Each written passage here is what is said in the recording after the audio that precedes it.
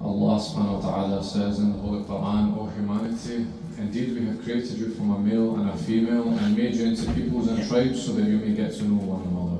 Surely the most noble of you in the sight of Allah is the most righteous among you, and Allah is truly all-knowing and all-aware. Yesterday I talked, or the other day I talked about the qualities of the government of Imam Ali alayhi salam and of Alawi politics, and that was the concept of justice.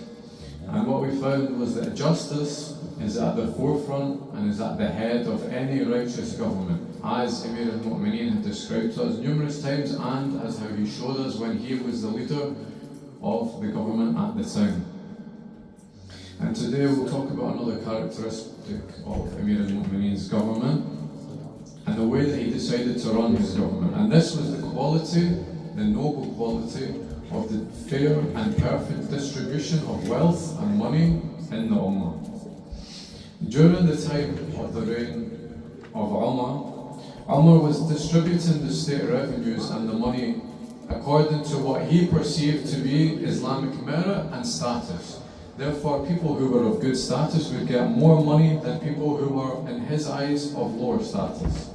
And what this led to was different class differences. What this means is there was a separation and a clear separation between poor people in society and rich people, or people who were more upper class. It gave more status to people such as the Quraysh, for example, above the rest of the Arabs, and then more status for Arabs over non-Arabs as well. So there was a class system and different layers and levels of people. And this is, of course, a totally wrong system which was enacted by that caliph, and it replaced the principle which you can find in the Holy Quran of distributing things equally amongst the faithful people. And then after Umar there was Uthman, who was also a propagator of corruption in terms of fiscal matters and in terms of his economic policy and how he spread money to people. So yesterday or the other day we spoke about how Imam Ali alayhi salam would spread out the wealth and the money which belonged to the people amongst those individuals in the Ummah equally and evenly between them, and he did not discriminate between anyone whether they were Arab or non-Arab or which status they belonged to. He would give each one of them an equal share of the money, and as we mentioned, some of the people who saw this happening objected to it and they were not happy that Imam Ali was given and distributing the wealth evenly amongst people. And when people came to him and they were upset that he would give the money fairly, he said that even if this wealth and this money had belonged to me, even then I would have distributed it evenly amongst the people. But this money belongs to Allah subhanahu wa ta'ala and it is meant for distribution among the people, and everybody has a right to it.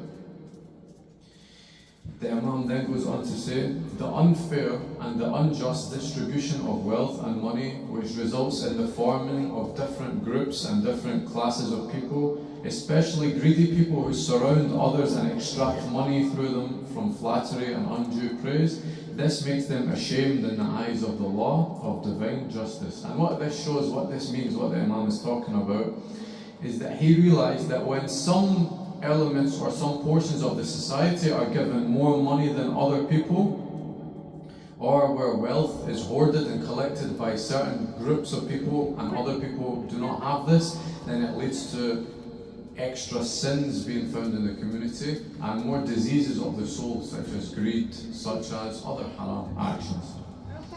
And now these fair and just policies of Amir al-Mu'mineen earned him the support of all of the underprivileged and the under-supported groups in society, including the Ansar, who were sidelined after the death of the Prophet. Then in contrast you have people like Talha and Zubair, who had both received and amassed so much money and so much wealth under the government of Uthman due to his corruption, and they both then revolted against Amir al-Mu'mineen after he refused to give them illegitimate favours. It used to be the case that people would come to the ruler and bribe them and give them money in return for favours. However, for Amir al-Mu'mineen, he refused to do such a thing. After the death of Rasulullah, people started drifting away more from the concept of Islamic social justice, and this was found more often under the period of Uthman, who used to lavishly give gifts and wealth and money which belonged not to him but to the public. He used to give them to his friends and to his family. And it was this type of discrimination and this type of favoritism that made people angry. And eventually those were the people who put him to death, and he died at the hands of those people. And then those people then went on to swear their allegiance to the next ruler at the time. And when the government of Imam Al-Mu'mineen came about, he decided that this previous style of rulership, where the governor or the leader at the time would just give the money to whoever he saw fit, was not a correct practice, and so he changed it. What Imam Al-Mu'mineen did was he revolutionized the entire system. He got rid of all of the unjust laws which were enacted by Uthman. All of the properties and the houses and the land that was seized and given to people was confiscated and given back to its rightful owners. And Imam Ali, when he was doing this radical new revolution and changing the way that the Ummah was run at that time, he said, Wallah, if I had known that this sort of public wealth, even if it was spent in a halal way, such as paying the dowry of the women, for example, I would have confiscated it too, even because I knew it was being spent unjustly. And as I mentioned the other day, you cannot get a positive benefit by doing something through a haram manner. You cannot raise money, for example, to build a mosque by committing fraud and stealing money. Everything has to be done in the way that Allah subhanahu wa ta'ala has allowed and ordained. And to give you an example of this, Uthman ibn Hunayf warned Amir al-Mu'mineen that if he was going to be distributing all of this money equally to the people, then this might alienate and isolate some of the high-ranking Arab tribal leaders at this time. And what they would do is, because they were being treated unfairly, they would go to the side of Muawiyah. And then the only people that would be left with Amir al-Mu'mineen to support him would be the poor people, the elderly, the disabled people, the widows and the orphans, who were benefiting from this style of governments which Imam Ali had revolutionized and brought about. And Uthman ibn Hunayf said to Amir al-Mu'mineen, if you continue spreading the money equally, then you will not have any sort of political advantage. Your government won't be able to succeed because you only have the support of the poor people. Imam Ali replied to him and he said, I'm happy that we don't have the support of these people, the rich ones, the powerful tribal leaders. I'm happy we don't have their support, because the people who cared more about receiving more money than others, they only care about their material gains and their worldly gains in this life. Imam Ali says, I don't want these type of people in my camp. The people who care about money and gaining status and wealth, these are not the people who belong to the camp of Amir al-Mu'mineen. And as for the poor people, Imam Ali said that his aim was to serve them by giving them their rights which they were due, which the Holy Quran has mentioned and talked about. And if you want to know the extent to which the Imam was so committed to this principle, I'll give you an example. When the Imam was visited by private guests, people used to come to his house. One evening they came to his house and he was sitting in the dark with a candle. When the guests came in, he blew out the candle and extinguished it and then lighted another new one. And they asked him, why would you burn out this candle if there was still a lot of wax left and you still could have used it? He said that this wax was bought using the public money, the government money, which is meant for the people. And this new candle which I lit was something which I personally own. Whilst you are in my presence discussing personal things, I will not use something which is meant for the people. You would think then that such a strict precaution which the Imam takes, for example, with the government property and money, was just given to the public money. It wasn't restricted to him. Some people would say that Imam Ali just wanted to do his job well. He just wanted people to see him doing this job and to look favourably upon him and keep him in charge of the Ummah. But this wasn't the case. The Imam was so generous that he would even give away his own personal wealth, to the extent where Muawiyah once came and said that if Imam Ali owns 2 different rooms and one of them was full of hay and straw and the other one was full of gold, he would give away either of them and he wouldn't care which one he gave away. The Imam didn't care if he gave away his gold or he gave away his hay. And this is what we call Alawi politics. And it is determined by the faith of people rather than the amount of wealth or money that they have.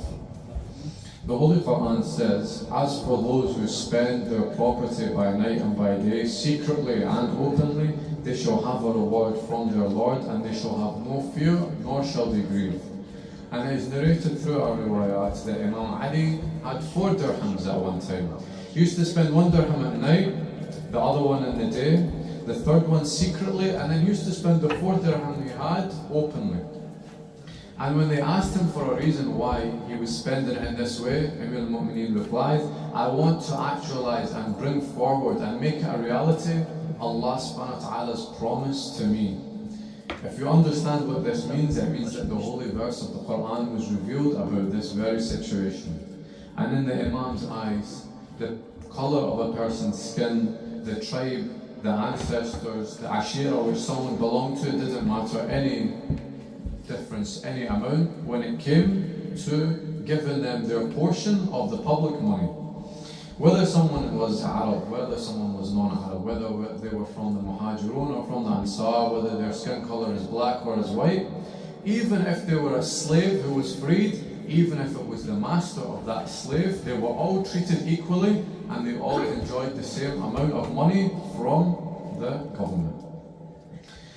After the martyrdom of Amir al-Mu'mineen, when he was buried, Al-Hassan and Hussein went and made their way back to the house with a group of the relatives.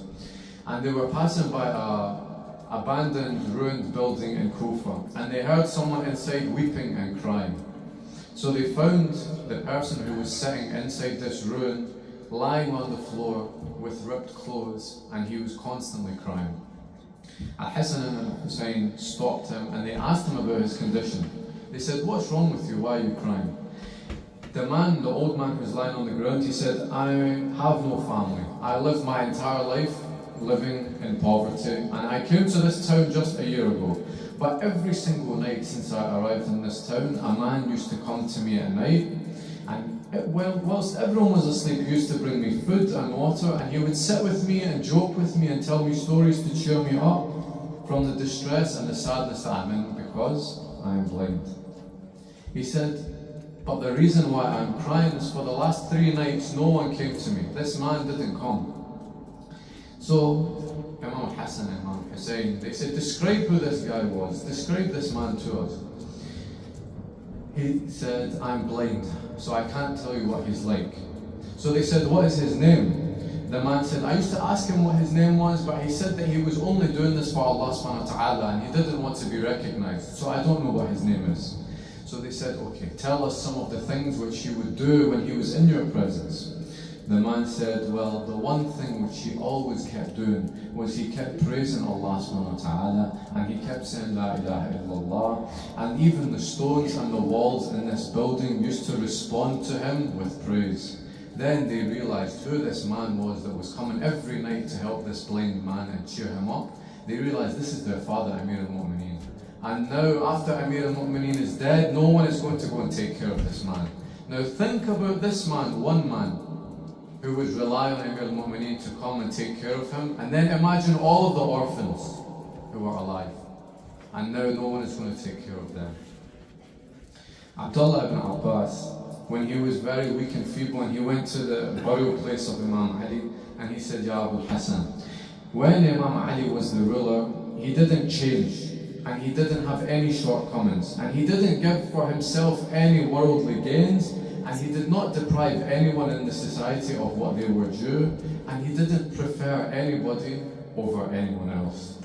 In his sight, the pleasures of this world and this dunya were cheaper than the sole of his shoes, and in the battlefields he used to fight like a lion, and in the debates of knowledge he was as profound as all of the oceans, and he was the wisest of all men that we knew, but now he is led forever towards the highest ranks."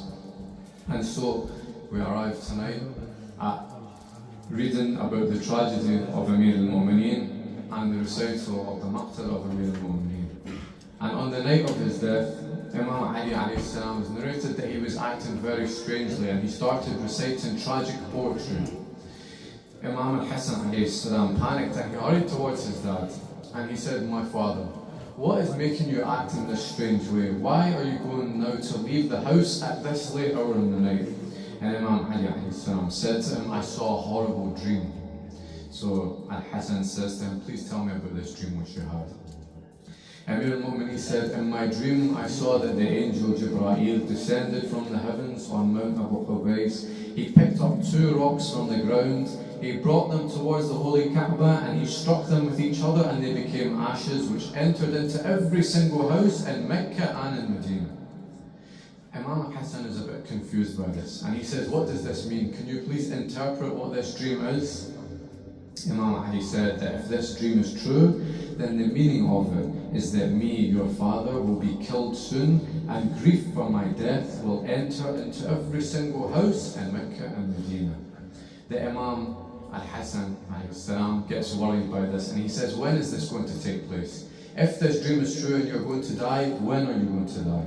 Imam Ali says, Allah subhanahu wa ta'ala has told us that no one knows in which land and at what time he will die.